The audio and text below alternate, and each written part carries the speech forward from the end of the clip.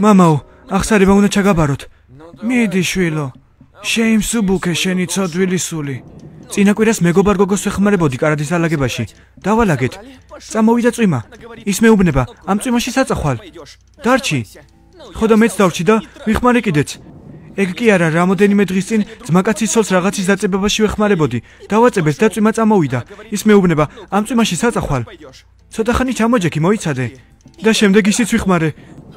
გუშინ კიდე მეგობარს გარაში მანქანის გაკეთებაში ვეხმარებოდი. გავარემონტეთ და წვიმა წამოვიდა.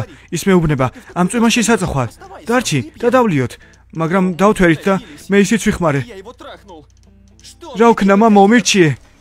დავაი გაეწუწი აქედან. სანამ წვიმა წამოვიდა.